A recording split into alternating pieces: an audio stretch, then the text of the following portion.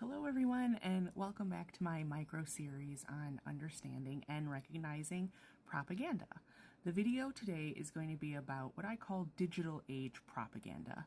Now, as you're probably aware, the digital age has ushered in a new and often more insidious era of propaganda.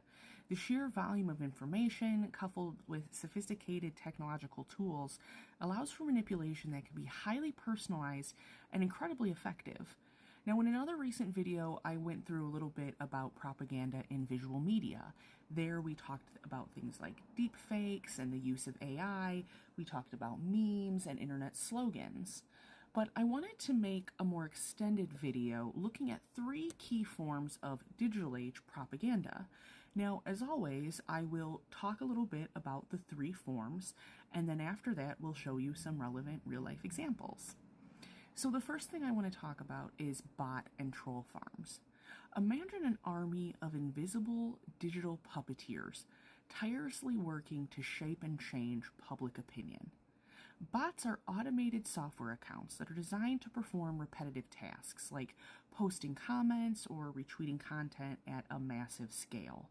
Troll farms, on the other hand, employ real people, often in organized shifts like a typical job, who pose as genuine social media users to spread specific narratives, attack opponents, or create a false sense of consensus. Now, their goal is to drown out dissenting voices or voices who don't agree with their paid agenda, to amplify the preferred messaging that they've been given, and to sow confusion or division amongst people. The next thing I want to talk about is algorithmic manipulation. And this isn't just about what you see, but how you see it. So social media platforms and search engines rely on complex algorithms to determine what content is going to appear in your feed. These algorithms are often designed to maximize engagement, clicks, likes, shares, time that you spend on the platform itself. So, unfortunately, human psychology often dictates that divisive, emotionally charged, highly partisan, rage bait type content is the most engaging in online spaces. This can inadvertently or purposefully create what's called an echo chamber or a filter bubble, where users are primarily being exposed to only information that confirms your existing beliefs or biases, making you more susceptible to extreme views, radicalization, and less likely to encounter alternative perspectives while you're scrolling.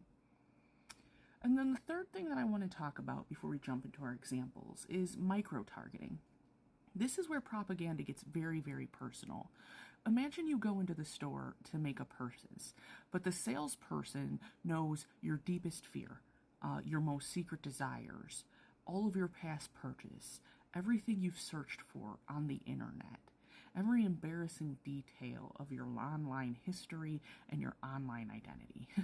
Well, micro-targeting uses vast amounts of your personal data, which is collected from your online activity like your browsing history, your social media interactions, your purchase histories, public records, and items purchased from data brokers, to construct detailed psychological profiles about each individual.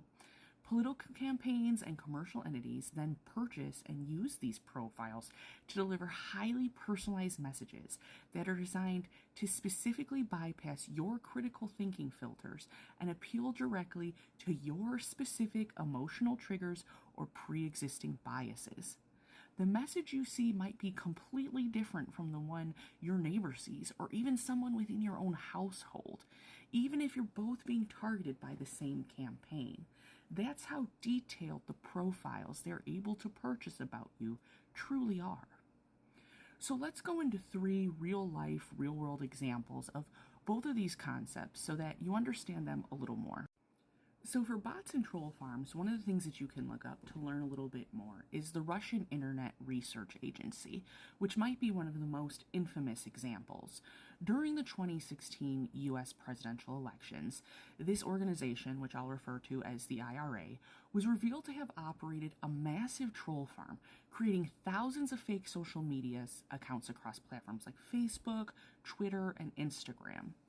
these accounts posed as American citizens from across the political spectrum, posting inflammatory content, organizing both real and fake protests, and deliberately stoking division on issues like race, immigration, and gun control.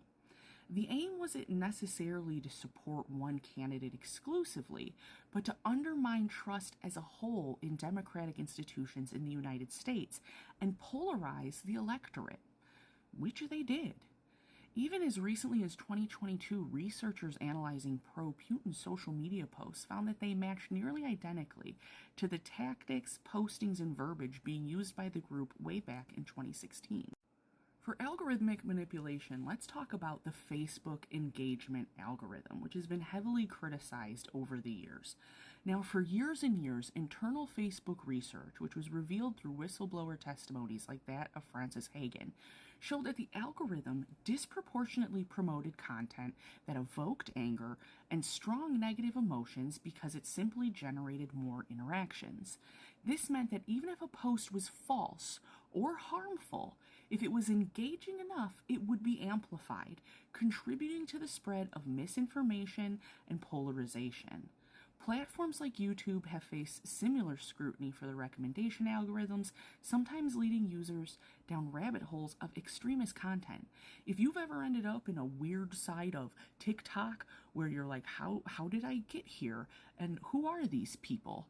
It's because of your algorithm. Somewhere along the way, you picked something up that it decided you really wanted to see more of, and now you're kind of stuck there until we rescue you. And for our last example around micro-targeting, let's stay with Facebook. Now, I originally had a photo behind me of Mark Zuckerberg testifying in front of Congress, but every time I caught a look of it, it kept making me laugh, and so I made the executive decision to take it down. So the Cambridge Analytica scandal during the 2016 U.S. presidential election brought micro-targeting to the forefront, and you might have heard a little bit about this back then. Cambridge Analytica, which was a political consulting firm, harvested data from millions of Facebook users without their consent. They then used this data to create psychological profiles of voters, which were allegedly then used by political campaigns to deliver highly tailored, emotionally manipulative advertisements. For example, a person whose data would identify them as highly neurotic might have received fear-based ads about immigration, while a person identified as agreeable might receive ads based on community unity. The goal was to find the persuadable voters and push them in a specific direction, using messages specifically crafted to resonate with their individual psychological makeup. And if you were a Facebook user before and around 2016, they got your data and they absolutely used it to target you with these ads. Do you remember seeing any of them around that time?